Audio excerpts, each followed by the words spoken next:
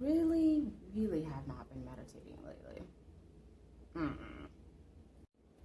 That has nothing to do with this video, but I am so glad you're here. My name is Shalia Johnson. I'm a writer and a new YouTuber.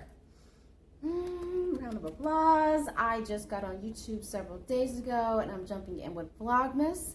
And I am all about self-love, self-care, particularly for women that are Gen Xers. We're in our 40s, 50s, and 60s. And I feel like not enough people are talking to women in this jazzy age group. And I just, I realized that when you're in your 40s, I'm just turned 41 on December 4th. And I think that a lot of times when we're at this stage in life, a lot of times we're starting over. A lot of us are divorced or coming out of long-term relationships that have ended, changing careers, our children are grown, or we never had children, we never got married, and we're just in that space where it's like, I don't really have a lot of people that look like me that I'm seeing reflected on YouTube and hell, in the media at large, and even in movies and in books, right? So I am gonna carve out that lane. I'm carving out that lane as a writer. I write a lot about self-development or personal development, self-love, self-care, and mental health. So that is my jam as a writer, and even in fiction, I'm working on stories that definitely center women in their beautiful 40s and 50s. So anyways, if you are really into self-love, self-care, no matter your age, you will definitely be able to get some gems by tuning in. And so on that note, I want to ask you to definitely like, comment, subscribe, hit that notification bell so you can get my videos every day.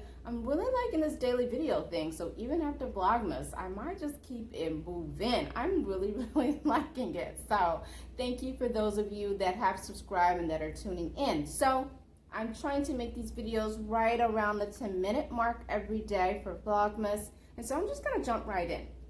So I started a little mini series about friendship breakups. This is video number 3. So if you missed videos 1 and 2, please go back and check them out. They will be added at the end of this video. You can click on them and I'll make sure I'll link to them in the comment section of this video. So in videos 1, I really shared my own journey with friendship breakups, and I left you with one powerful way that you could start putting the end of a friendship into perspective. I really think we don't talk enough about friendship breakups. I think especially when you're in your 40s and 50s, if you've gone through some friendship breakups, they can feel very devastating. I mean, obviously at any age, but a lot of times if we're having friendship breakups, we probably was friends with those people for a very significant period of time. So, or even if you had a friendship that seemed like it was getting off on a right start, and it just, that other person, they wasn't as invested in the friendship. And we make that joke that the older we get, the harder it is to make friends. So that could really feel like a huge loss when that happens to us. So I gave some perspective on how to start looking at the end of that friendship. And then in video 2, I shared that real key piece that you're gonna have to do for yourself, for your own self-love and self-care, in order to start to really heal from a broken friendship or a friendship that has came to an end, and especially if it came to an end and that wasn't what you wanted, right? So definitely go back and watch those 2 videos. And so I'll be quick here today. The third thing I would say that is important when you are on a healing journey from a broken friendship or friendship that's came to an end is making sure you have boundaries.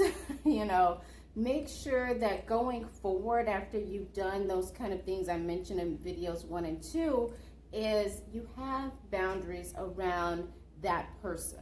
If that person didn't completely ghost you, if you still have some type of connection to that person, literally, maybe you're still following each other on social media, or you might still have each other's phone numbers, have clear boundaries. Because if the friendship, for all intents and purposes, came to an end, that would mean that trust is broken, that it's fragile, that it is just, the relationship is severed, in many ways. And so you don't want to be, and I kind of touched on this in video 2, being the bigger person isn't the person that is like reaching out and like, for holidays and birthdays, like, hey girl, I know we hadn't talked in a while, but just checking on you, especially if that person was the one that, really wasn't there for you. They didn't hold space for you. They didn't show up for you in the way you needed as a true friend.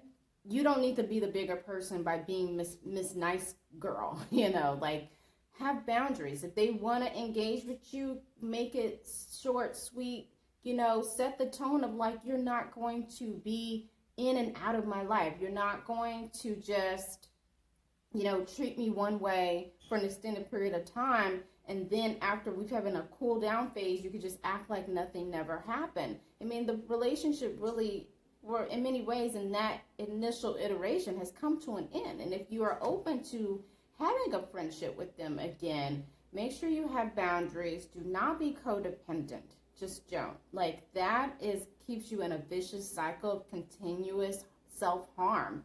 It will make you feel as if you're always doing something wrong because you'll reach out, you'll have that olive branch, and you'll think, okay, well, I'm being the bigger person. I'm being nice here, and you will continuously be set up for heartbreak.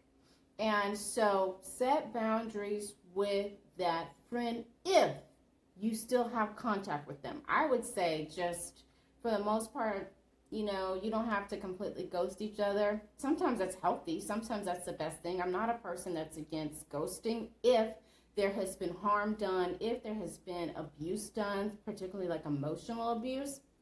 You don't owe that person. They don't deserve access to you anymore. That's what women need to really understand, is that when people harm you, those people do not deserve access to you. You have to be okay with saying, this chapter is over of my life. I don't know this person anymore. That doesn't mean you don't have fond memories. That doesn't mean that you didn't once love them, that the love that you had for your friend wasn't real and valid. It's just that chapter has ended. That door has closed. So do not let people harm you. They do not deserve access to you after they have hurt you. So I would say keep those boundaries.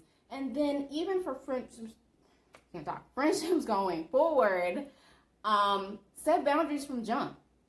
Like, use what happened to you as information. Let it be wisdom. Let it be a guiding light for you. Going forward, I'm not saying like you don't need to be like a good girl gone bad. You don't need to be like, well, I'm not be a cold-hearted, because XYZ happened to me and it really hurt, it really broke me. Don't let things break you, let them make you. So I would say, like, let relationships, like, people need to court each other, even in friendships. We say we need that in dating. We need to apply that same logic in friendships. So set boundaries with new friendships going forward. And I know when we're in our 40s, 50s, and 60s that, a lot of times we want companionship, even as friendships. Like that becomes, I think, a lot of times even more important sometimes than even romantic connections, is that, our friendships take on a new level of importance in our lives. And so if we're not having those friendship connections like we desire, it can feel very devastating. But I promise you, the best thing you can do is pace it, have boundaries, and have no expectations. If you hit it off with a woman at a networking event, or something, just, go with the flow. You don't have to feel like, oh my God, it's going to be my new best friend. Oh my God, we're just going to hit it off. We're going to go on vacations together. Our children are grown. We're divorced. She's perfect. She may be perfect initially, but give it time. Allow yourself to really feel each other's character out and get to know each other. So I'm coming up at the 10-minute mark. I'm going to wrap it up. So I just want to know, are you dealing with a friendship breakup? If so, let us know in the comments. Let's have a conversation about it.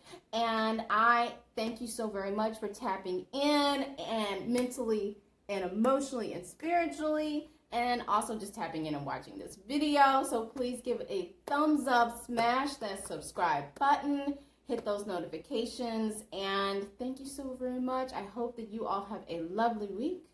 Peace.